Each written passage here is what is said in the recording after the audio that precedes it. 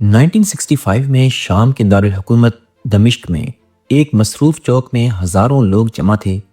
لوگ ایک ایسے شخص کی پھانسی دیکھنے آئے تھے جسے حکومت نے دشمن ملک اسرائیل کا جاسوس قرار دیا تھا۔ چند لمحوں بعد پھانسی دے دی گئی، لیکن اس ہجوم کو شاید اندازہ نہیں تھا کہ وہ جس شخص کو مرتے ہوئے دیکھ رہے ہیں وہ جدید دنیا کے سب سے کامیاب جاسوسوں میں سے ایک تھا۔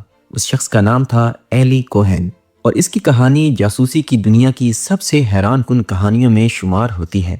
ایلی کوہن دراصل مصر میں پیدا ہوا تھا، مگر بعد میں وہ اسرائیل منتقل ہو گیا۔ وہ بظاہر ایک عام انسان تھا، مگر اس کے اندر ایک غیر معمولی صلاحیت تھی۔ وہ لوگوں کا اعتماد جیت لیتا تھا اور اس کی میموری بھی انتہائی تیز تھی۔ یہی صلاحیت اسے لے گئی دنیا کی ایک خفیہ ترین ایجنسی موساد تک۔ موساد نے ایلی کوہن کو ایک انتہائی خطرناک مشن دیا۔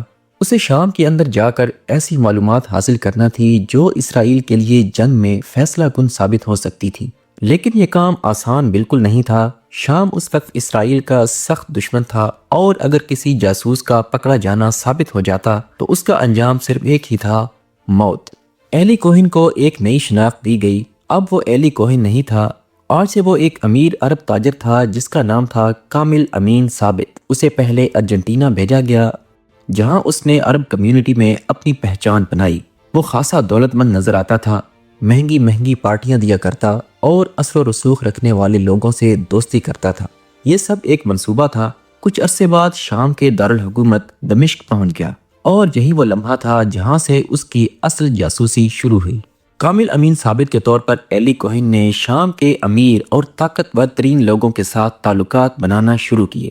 کیونکہ وہ اس میں شروع سے ہی خاصا ماہر تھا، وہ اعلیٰ فوجی افسران، پولیٹیشنز اور حکومتی اہلکاروں کے ساتھ اٹھنے بیٹھنے لگا۔ اس کی مہنگی مہنگی محفلیں اور فراخ دلی لوگوں کو متاثر کرتی تھی۔ آہستہ آہستہ وہ شام کے طاقتور حلقوں کا حصہ بنتا چلا گیا۔ کچھ لوگ تو یہ تک کہتے ہیں کہ وہ اتنا با اثر ہو گیا تھا کہ اسے شام کی گورنمنٹ میں ایک اہم عہدہ ملنے کے امکانات بھی پیدا ہو گئے تھے، لیکن اس کے پیچھے ایک خفیہ مقصد تھا۔ وہ مسلسل اہم معلومات خفیہ ریڈیو کے ذریعے اسرائیل بھیج رہا تھا۔ کیونکہ وہ جدید ٹیکنالوجی کا دور نہیں تھا، ریڈیو سگنلز ہی پیغامات بھیجنے کا واحد ذریعہ تھے۔ ان معلومات میں شام کے فوجی اڈے، دفاعی منصوبے اور گولان کی پہاڑیوں پر بنائے گئے مورچوں کی تفصیلات شامل تھیں۔ یہی معلومات بعد میں اسرائیل کے لیے انتہائی قیمتی ثابت ہوئیں۔ آہستہ آہستہ سیرین گورنمنٹ کو شک ہونے لگا کہ کوئی ہے جو ان کی خفیہ معلومات دشمن تک پہنچا رہا ہے۔ اصل میں گورنمنٹ کی جتنی بھی خفیہ اور بڑی بڑی میٹنگز ہوتی تھی، ان میں ایلی کوہن ہمیشہ سے موجود ہوتا تھا۔ موساد نے ایلی کوہن کو ایک کتاب دی تھی جس پر خفیہ کوڈز تھے۔ انہی کوڈز کو استعمال کرتے ہوئے ایلی کوہن پیغامات موساد تک پہنچایا کرتا تھا۔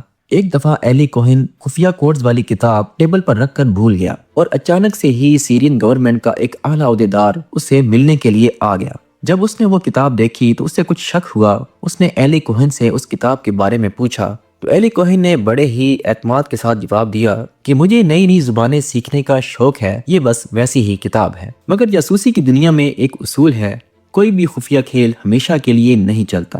شام کی انٹیلیجنس کو شک ہونے لگا کہ کہیں نہ کہیں سے حساس معلومات لیک ہو رہی ہیں۔ انہوں نے خفیہ ریڈیو سگنلز کو ٹریک کرنا شروع کیا۔ اس وقت ریڈیو ٹرانسمیشن جاسوسوں کی سب سے بڑی کمزوری بن سکتی تھی۔ ایک دن شام کی سیکیورٹی فورسز نے ایک عمارت کے اندر سے آنے والے خفیہ سگنلز کو پکڑ لیا۔ اس سارے منصوبے میں سوویت یونین نے سیرین گورنمنٹ کی خاصی مدد کی۔ جب انہوں نے اس عمارت کو ٹریک کیا تو پتہ چلا کہ وہ عمارت ایلی کوہن کی ہی تھی، کہ اسی عمارت میں ایلی کوہن رہائش پذیر تھا۔ تو 1965 میں شامی حکومت نے اچانک سے اس کے گھر پر چھاپا مارا۔ وہ اسی وقت ریڈیو کے ذریعے پیغام بھیج رہا تھا۔ اب سچ چھپانا ممکن نہیں تھا۔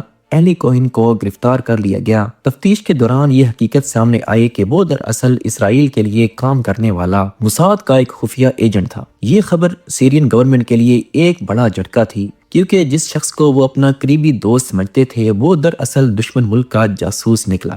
کچھ ہی مہینوں بعد اس پر مقدمہ چلایا گیا، یہاں تک کہ ایلی کوہن کی رہائی کے لیے دنیا بھر سے سفارشیں آئیں۔ اسرائیلی حکومت نے دباؤ ڈالا، کینیڈین حکومت نے بھی سیرین گورنمنٹ سے ریکویسٹ کی، اور یہاں تک کہ پوپ کو بھی اس پورے معاملے میں شامل کیا گیا، لیکن سیرین گورنمنٹ نے ایلی کوہن کو رہا کرنے سے انکار کر دیا۔ اور پھر وہی منظر آیا جس سے یہ کہانی شروع ہوئی تھی۔ 1965 میں دمشق کے ایک چوک میں ہزاروں لوگوں کے سامنے ایلی کوہن کو پھانسی پر لٹکا دیا گیا، مگر اس کی کہانی یہیں ختم نہیں ہوئی۔ آج بھی بہت سے لوگ اسے تاریخ کے سب سے مؤثر جاسوسوں میں شمار کرتے ہیں، کیونکہ اس نے دشمن ملک کی حکومت کے اندر جا کر ایسی معلومات حاصل کی جو آنے والے برسوں میں مڈل ایسٹ کی جنگوں پر اثر انداز ہوئی تھی۔ اور یہی وجہ ہے کہ موساد کی تاریخ میں ایلی کوہن کا نام آج بھی ایک لیجنڈ کے طور پر یاد رکھا جاتا ہے۔